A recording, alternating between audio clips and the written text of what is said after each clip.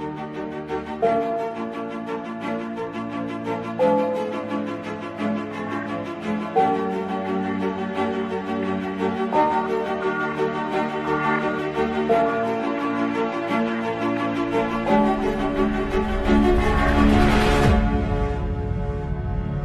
plus en plus, le Festival de l'Oiseau a inscrit un style et je pense que les photographes qui envoient leurs images pour le concours photo s'inscrivent dans cette identité que le festival a réussi à déterminer. On n'avait pas non plus un travail gigantesque.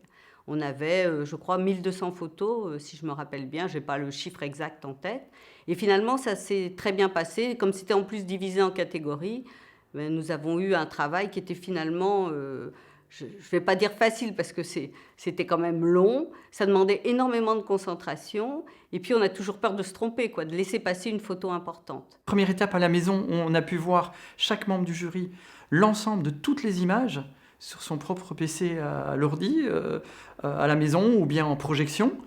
Et là déjà, enfin, je me suis fait, mais les autres membres du jury, une première idée. Et on a eu d'emblée, enfin personnellement, des coups de cœur qui laissaient présager donc des sélections très intéressantes au niveau des différentes thématiques qui nous étaient proposées. Et puis après, un autre travail, c'est le travail de l'ensemble du jury, ensemble. Donc pour moi, il y avait un très bon niveau global des images. Par contre, j'avais un petit goût de trop peu, peut-être une vingtaine d'images où vraiment j'étais waouh. Le choix des photos primées a été plutôt unanime, donc on était très contents des 2 journées passées ensemble. Dans le jury, on est tous naturalistes, donc l'espèce parle d'elle-même.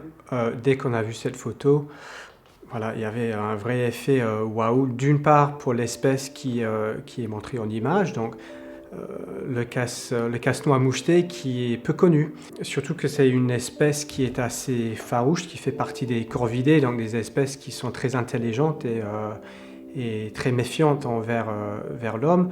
Donc sans doute beaucoup de temps passé à l'affût. Il a dû se positionner en fonction de la lumière qui joue un rôle très important avec le contre-jour qui vient éclaircir ces petits ronds, la neige qui est rejetée par les 2 oiseaux qui se combattent. Donc voilà, tout est maîtrisé. Un coup de chance, pas spécialement, juste beaucoup de patience et une bonne connaissance de l'espèce et de son comportement.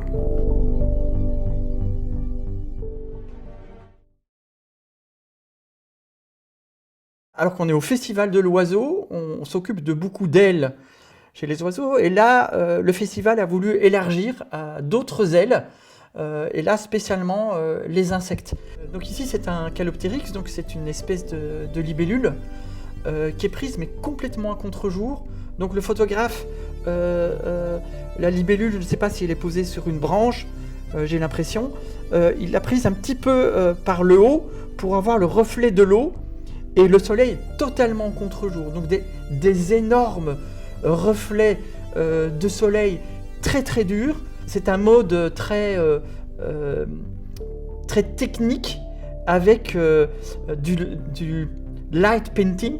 Je ne sais pas si en français, je ne vois pas très bien, du travail de peinture, de lumière, un petit peu comme quand on dessine avec de la lumière. Et ici, il y a vraiment cet effet-là qui est très judicieux, et en plus la libellule a une très belle position avec les ailes déployées, et en plus si on fait vraiment le zoom sur l'aile qui est en transparence, on voit qu'il y a une netteté parfaite, quoi. Donc image très très aboutie, et moi je trouve qu'il mérite vraiment le premier prix, quoi.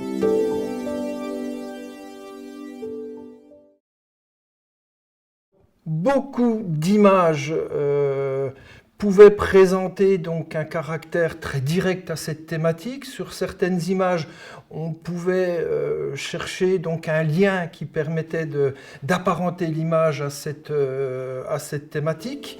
Et là, en l'occurrence, cette image donc, qui a fait un petit peu l'unanimité dans cette série, c'est un colibri. Alors c'est déjà un oiseau un petit peu emblématique, très particulier par son comportement avec ce vol stationnaire, mais c'est avant tout une image de très très belle composition, avec une dominante florale, avec une très très belle plante, une image composée en verticale, ce qui est pas facile, parce qu'on avait très très peu d'images composées sous cet aspect-là, et un très beau contre-jour, une plante donc avec un très très beau graphisme, et le colibri donc est un petit peu l'aboutissement de cette composition. Et dans l'ensemble, je crois que tout le monde a été unanime pour représenter cette image dans cette catégorie au niveau du premier prix.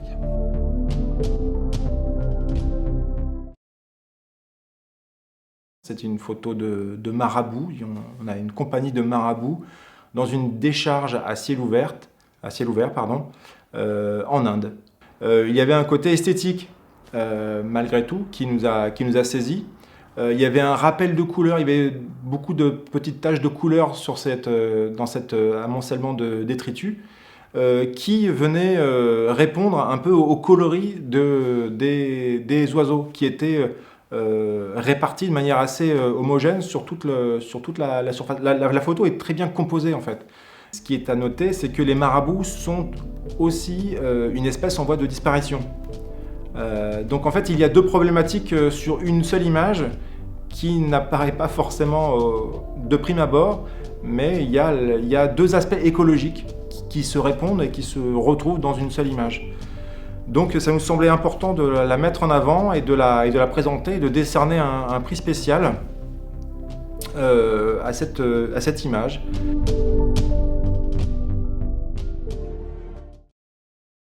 Toute photo peut être artistique, c'est pas parce qu'elle était dans cette catégorie-là. C'est un peu la réflexion qu'on s'est faite, c'est que d'autres photos qui étaient dans les catégories à table étaient aussi artistiques. Alors notre choix va peut-être étonner, parce que c'est une photo très très graphique qu'on a prise. C'est une photo avec un moineau, donc qui peut être faite n'importe où. Là, elle a été faite, on l'a vu après, on ne le savait pas au moment du jugement, elle a été faite au Maroc. Et c'est un minuscule moineau dans un paysage graphique, enfin dans un ensemble très graphique, bleu et blanc. Le cadrage était très beau et c'est ce qui nous a plu. Je pense que c'est une photo que tout le monde peut faire parce que en fait c'est une photo qui doit frapper l'œil.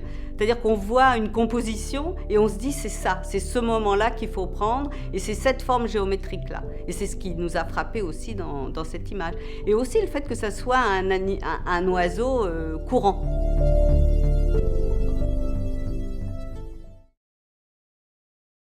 Clairement, c'est une image qui nous a parlé à tous les 5. Donc on a travaillé vraiment dans un esprit de consensus et d'accord ensemble, dans une très bonne ambiance.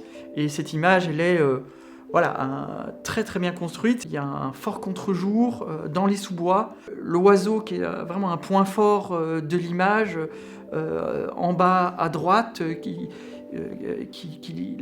ouvre le bec tourné vers l'espace de l'image. C'est un oiseau très petit, on est comme une mésange, une petite mésange. Donc là, un cadrage qui est vraiment bien pour un oiseau qui peut pas mal bouger. Donc une image, on va dire somme toute, j'aime pas dire classique, mais je veux dire dans le monde des amateurs avertis et pros, sont des images que l'on voit de temps en temps, qui sont pas inhabituelles.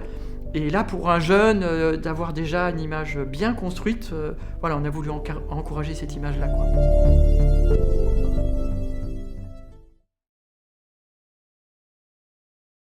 Ce qui nous a beaucoup plu avec cette image, c'est qu'elle sortait un peu du cadre, elle était très dynamique.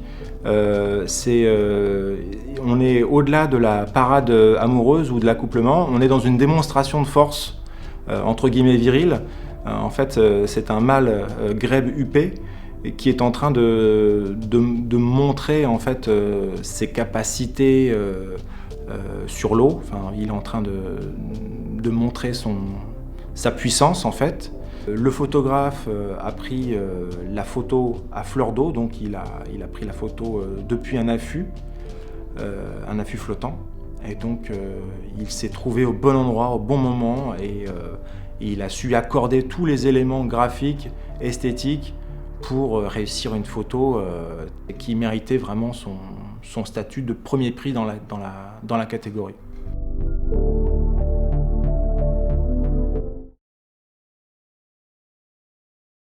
Cette photo-là, elle reflète bien toutes nos discussions, tout ce qu'on discutait depuis la veille depuis le matin, depuis la veille au matin. On a fini de sélectionner vision graphique, puisqu'on n'avait pas... Vision artistique, pardon, vous voyez, le lapsus. Vision artistique.